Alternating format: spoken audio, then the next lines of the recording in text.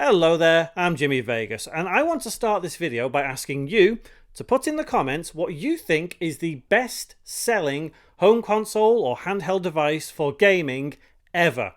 We're taking out the equation things like PC and phones because they are not dedicated in that sense, and you don't really necessarily go out to buy a PC for gaming, although some will. PCs are more of a thing you would build for gaming. So we're just looking at something which is a dedicated gaming device, like a PlayStation, like a Nintendo, like a Sega, like an Xbox, whatever. Whether it's handheld, whether it's home console, put in the comments now, and we'll get back to it a little later on this video, and I'll explain why I've asked you to do that. So I've been thinking recently why Xbox is failing. Why is PlayStation succeeding?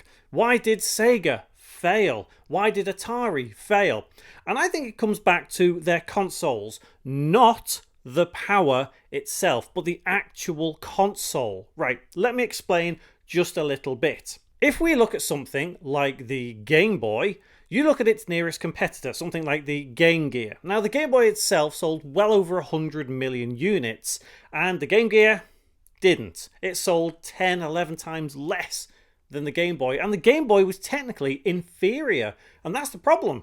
It was just inferior, so why did this happen? Yes, I know it was all to do with the games, but that's beside the point. Let's move on to something new here.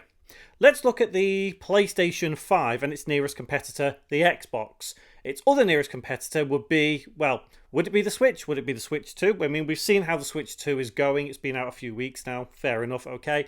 But the PlayStation 5 is the best-selling console of this generation. The back in time at something like the PS2.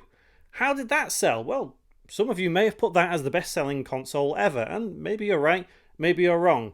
But I will show you this now, because I like using props in my videos. This is my original PS2. I love my original PS2. However, was it the most powerful console of that generation?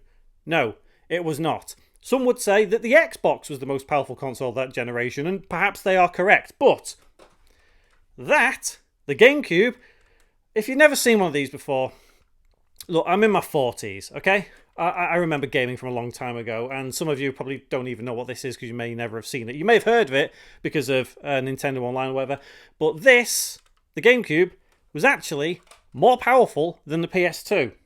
Let's talk about the comment you made.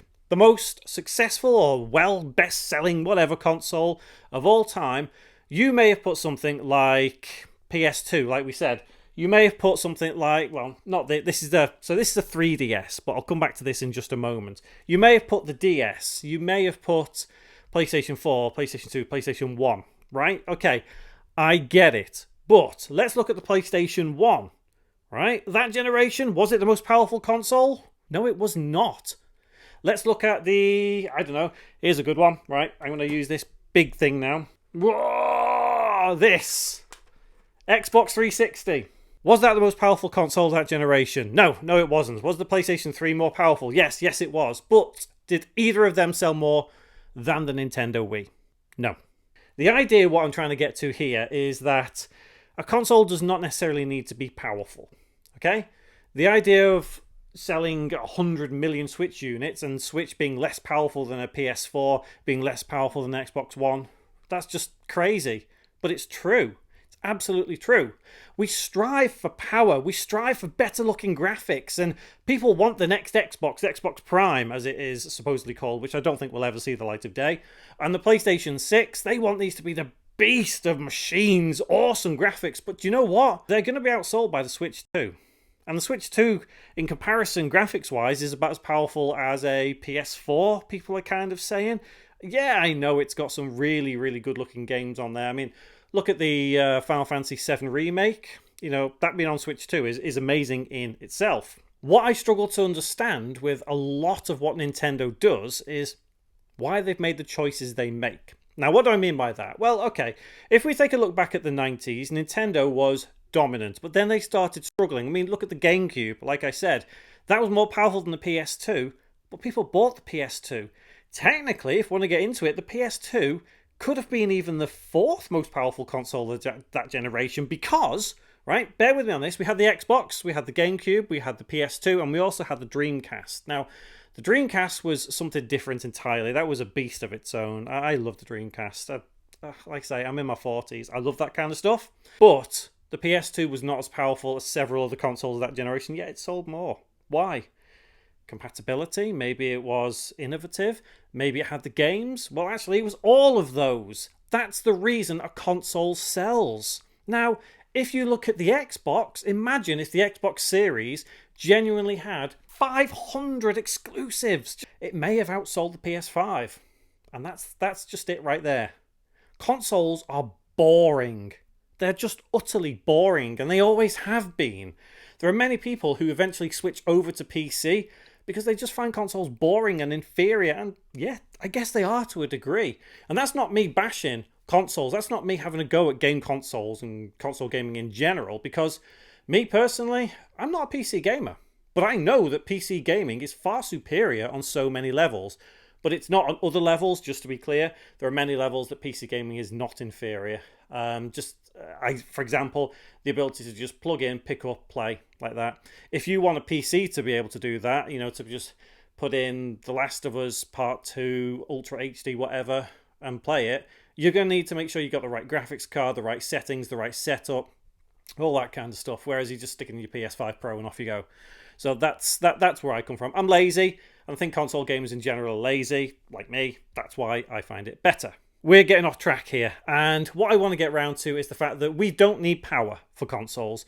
Power is not where we need to go to. Now, if the PS6 came out and it was exactly the same power as the PS5, people will go mad. People will go crazy. But it's like, why exactly? Why? Why exactly do we need more power? What I would like to see from a PlayStation 6 is compatibility and something new brought to the table. For example, the idea of a PlayStation 6 being able to play every single PlayStation game that's ever existed on a disc, maybe even on a cartridge or a mini disc, a UMD, like on the PSP. Oh, but let's talk about the PSP.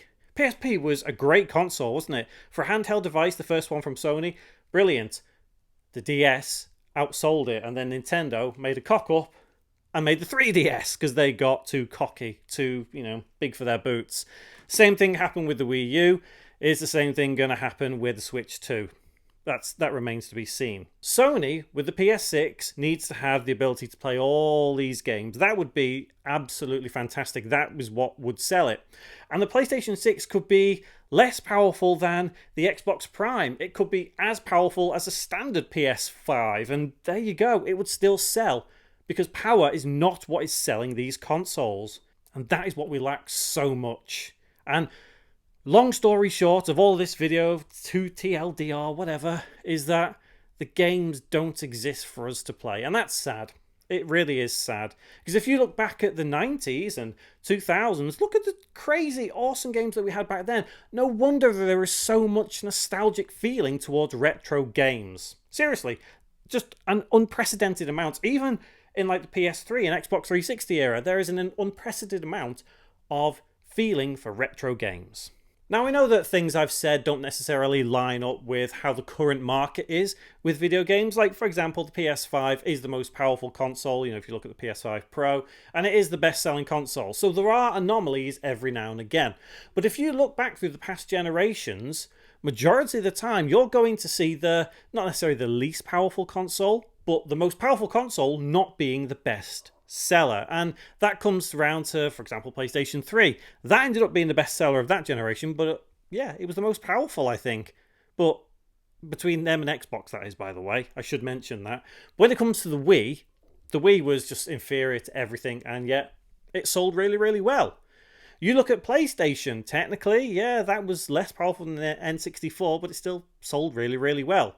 Going back into, the old Sega systems, the Saturn, look, let's forget about Saturn. I love the Saturn, but let's forget about that.